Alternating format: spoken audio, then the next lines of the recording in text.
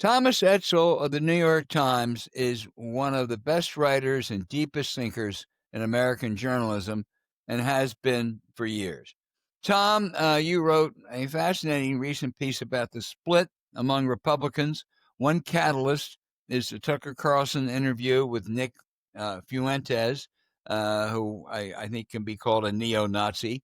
And in your piece, I think that split was best exemplified by JD Vance, who's trying to walk that line between the what they call the Gropers and more establishment republicanism.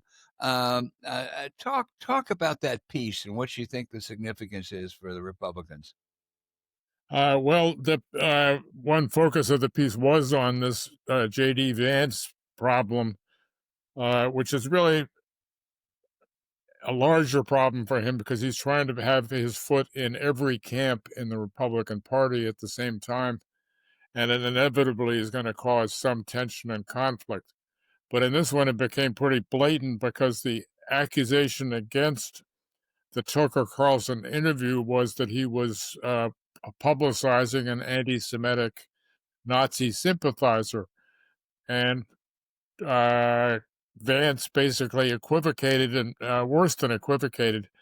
Uh, he dismissed it, and in a worse incident, which Politico reported on, where a collection of young Republicans were sending very anti-Semitic, anti-Black messages back and forth on a internal message system. Uh, uh, Vance's response was, "Well, kids will be kids. They just do Yeah. things. That's the way things are." And not recognizing that these were not kids. These are people 24 to age 40. That's the group. If you want to be a young Republican, that they go after, and they also and just dismissing what was really pretty grotesque and actually much more serious in a sense than the Tucker Carlson interview. Yeah, he said he Uh, didn't want to do pearl clutching. Say it again. He said he didn't want to do pearl clutching Yeah, yeah, I know. to these He, uh, anti-Semites. he, he I think JD Vance is well, he may work it out. He is clearly the front runner for the vice presidential nomination now. And if you look at what may be sort of the new Republican establishment, the different constituencies that have emerged since Trump took office, that really now have a similar role to what the old Republican Chamber of Commerce types had. Vance is promoting himself in every one of those and is actually doing pretty well. Within the Republican Party, he does not seem to be paying any kind of price at this moment for his uh, kind of compromised attitude towards anti-Semitism. Well, yeah, and it does. He is the personification, I guess, of this split. But your piece in the fight over Carlson and Fuentes, which obviously Donald Trump also said, "Hey, it's just free speech." We didn't know that Donald Trump cared a lot about free speech, but it really is a division in this party that's going to be it's going to be very hard to bridge that difference at some stage. You would think, Tom. Well, certainly there's the Republican Jewish Coalition. Ted Cruz is trying to capitalize on this in his sort of pre-planned attempt to compete for the nomination in 2028, and has strongly attacked this. Uh, but what's really striking in a way, though, is how little traction Cruz has had in his attempt to put Vance down on this subject. He really has remained a fringe character in this whole debate, and it actually shows, I think, an even more serious problem is that the anti-Semitism issue does not seem to be playing that well, except in Jewish quarters of the Republican Party. Yeah. I call Fuentes a fringe character.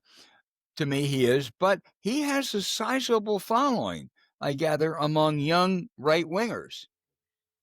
Well, there's this whole emergence now of the belief that many young conservative activists are really, if not Fuentes sympathizers, they are very similar in their view towards anti-Semitism. They are really how would you describe it? They're kind of nihilists. They are Nietzschean kind of Gropers is a word that captures it, and they are, by estimates, 30 to 40% of the kids that you see in like Bullfeather's restaurant here in Washington D.C. and in other locales. They are a very growing and strong constituency, and this is the youth of the party. So, Well, another also central to some of this is Christian nationalism. I mean, it sounds benign, but it really is not. Tell us. I mean, and there's a fair amount of anti-Semitism among Christian nationalists. Tell us about what a driving force that is in some of its characters. well, the Christian nationalists have become increasingly strong with the belief that the United States really should be a Christian nation. It's also there are others besides just the Christian nationalists that believe that countries that the majority religion should be the religion, like of a state, and that Israel is fine being a Jewish state. America should be a Christian state, and part of this, it's a very mixed bag. Some Christian nationalists are hostile to Israelis and Jews because they're not Christian. Another segment sees them as an ally and a constituency that needs to be supported. On that score, that's really on the question of Israel. There is a real split within the Republican Party and a key constituency. And some of them think that we're supporting them because we can convert them at some stage, which I find most Jews are not very hospitable to. James Carville? Well, thank you. So, Tom, this is something that like drives me crazy. I don't know if you share this. People will say, "Yeah, they got these Nazis, and they're like part of the Republican Party." But James, look, you got the Columbia students, these pro-Hamas people. Well, there's a difference. I'm sorry, the Nazis, Fuentes, and these in Gracie and all these people, they are Republicans. The Columbia students are not Democrats. They were protesting Joe Biden. And now it's become the smart cocktail party thing to say, well, they got their extremes, you got your extremes. What the fuck's the difference? Well, there's all the difference in the world. Well, I mean, I agree with you. There's all that difference. Uh, how big is the pro-Nazi contingent? If all the pro-Nazis left the Republican Party, how big of a bite would that take out of their coalition? they would not win national elections. Correct. And the point that they can't say anything is they need these people. Okay? They need them in the coalition. The Democrats can win elections without the Hamas wing of the Democratic Party, which is mostly non-existent, because even if they are, they're not Democrats. And I just think it's a distinction with a difference. I really do. So I want to ask you about this Christian nationalism and this whole thing, and I'll get you take your time and respond. I think at the core of all of this, and every time I read it, if you stick with it long enough, it's really, and this sounds crazy, all right? If you think I'm crazy, tell me I'm crazy. It's primarily a resentment against the Enlightenment, that the world would have been better off if we'd have never had the Enlightenment. That's why they don't like the Ken Burns movie. I mean, the founders were all sons of or part of the Enlightenment. And I don't know. Do you think that theory holds any water? Well, there is a whole wing of conservative intellectual thinking, Patrick Deneen and others, who do see, if you view liberalism as a product of the Enlightenment, who see liberalism as fundamentally faulty. And in that sense, the Enlightenment fits into this. That the idea that the individual is central, that individual freedom is important. They see that as an attack on community and an attack on sort of the religious communal nature of society, and they see that as basically an assault on core values. They do see the whole Enlightenment process leading to the liberalism of the 20th century as a clear negative that needs to be excised and eliminated. And that's where they sort of overlap with the Christian nationalists. And Yeah. Okay.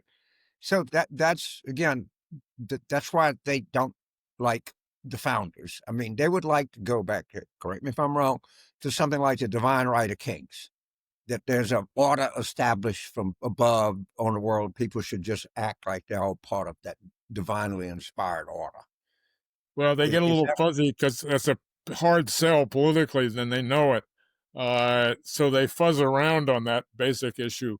I don't think you're going to find them saying we should return to a monarchy, but implicitly what they're saying is we need to restore an order, and it has to have a very strong executive. That's what this whole part of the executive priority theory is that they push. And it needs someone who controls and rules, someone who has the power to set both political, social, economic, and cultural standards for the country. Um, well? I the, think what you just described is the divine right of kings. They might not going to call it a king, but that was no, the I know I'm not arguing with with the word. I'm just saying that okay. they're too smart to say divine right of kings. I understand, but it's all that we're all sinful, rotten people, and we need to have somebody like govern us and whip us back into shape and in their idea of what we should be. You can see And we that. should a bunch of people out educating themselves and thinking and writing and all that other bullshit that Jefferson and all of them did. That's what I think they think. Well, sometimes you can see the logic of it. If you look at Al Hunt, for example, there's a lot that could be done to improve his moral standing. But I've tried to live up to Edsall for so many years, but it's such a challenge, James. It's so hard. Oh, So how how does how did so is Vance their kind of guy right now? I mean, is this whole thing? It's not going away. Is he going to like carry the torch for this which I call majority wing of the Republican Party, but whatever it is? Is he that guy? Or is there going to be a fight over that post Trump or what? I think there'll be a fight, but I think Vance looks very strong right now. If you look at all these groups, it's a very good book. You should have the author on your show, Laura Fairchild, if you haven't already. Laura Fields. Laura Field. Yeah. Yeah, Well, I'm exactly. trying to get her. I'm going to buy her book right now. She's written a really good book that breaks down the sort of the dominant forces in the MAGA world. And if you look at those forces, they really are. Vance has got a leg up in every one of them, and he has that's what he's been doing as vice president, is cultivating the centers of power under Trump. And if they do have the power to define the nominee, which they may or may not, but they might, They certainly don't hurt. He is really the guy who I think we're going to have. And if nothing else, he is an equivocator supreme. To maintain these four groups together, his basic strategy is, if you're to the right of us, you're with us. And it's basically an approach of toleration of extremes, so you don't alienate any one single body. And the Republican Party, as James pointed out, depends, in order to win a majority, it depends on some pretty screwball groups to put that majority together. And it can't afford to alienate them. Trump recognized this early on with his remarks about the march in Charlottesville. These guys marching down saying Jews will not replace us. And he says, well, there's some pretty fine guys there. It's a coalition that depends on toleration. Yeah. Albert, go ahead. Tom, there's been so much written about this administration's anti-Semitism, task force at Justice, the White House, and they've gone after all these elite universities. I think that's just their excuse. I don't remember anything, this so-called crusade against anti-Semitism. I don't remember any criticism of the Christian nationalists, any criticism of the anti-Semites. As you say, JD Vance kind of excused them in New York. I mean, this anti-Semitism effort on the part of this administration is all just a political game, isn't it? Yeah, I mean, they found something that they can put a name to, that they claim Democrats have tolerated anti-Semitism, or liberal institutions have, and they use it as a vehicle to go after the institutions. It's a pretty transparent, sleazy proposition. And the problem is that the institutions, they face such severe threats in some cases that they cave. And instead of really taking it all the way to the courts, and the ability of this administration to do things, Trump basically acts and just waits for someone to stop him. He doesn't act with preparation, getting a whole case made. He just simply defunds Harvard, or he threatens to take away the access to the court systems from law firms. He does this, and then he lets to see what happens after that. So it's really he's a tough guy to take on. Well, he's a bully, and the minute you give in to a bully, the bully comes back for more, which I think is what some of these law firms are going to find out, as opposed to those that fought him and won. But Tom, let's get back to all of our roots. Politics, significance of the 2025 elections, in your view.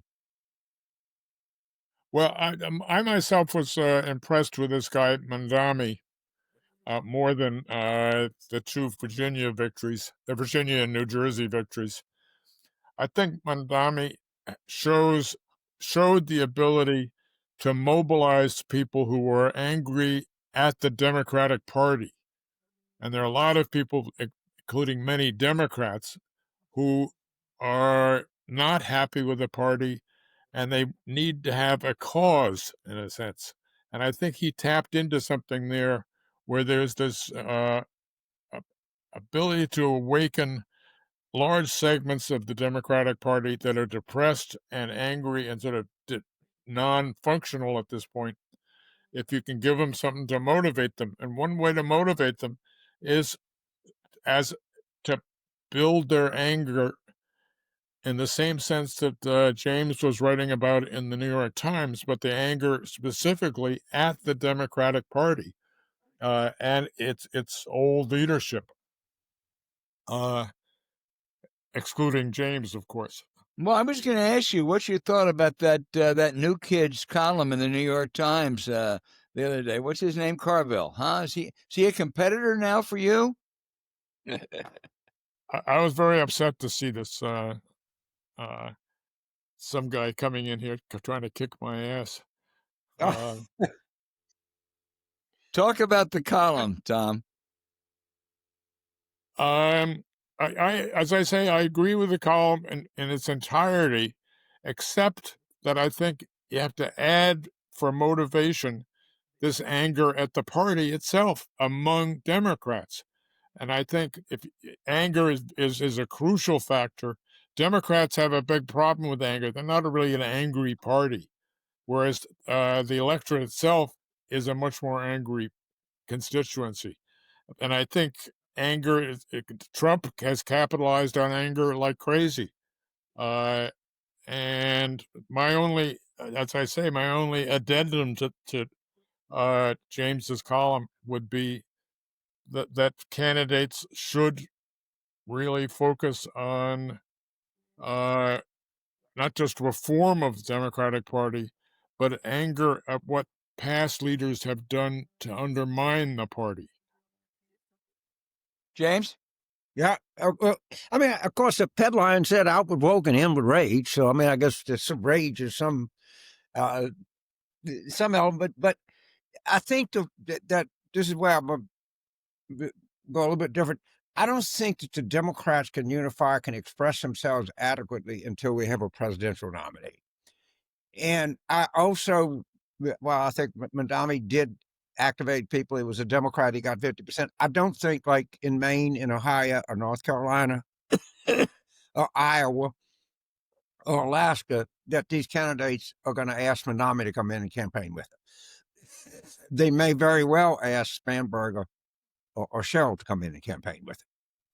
And while I think Mondami does speak to something, I don't know how well he speaks to Democrats outside of large urban areas. That to me is something to be seen.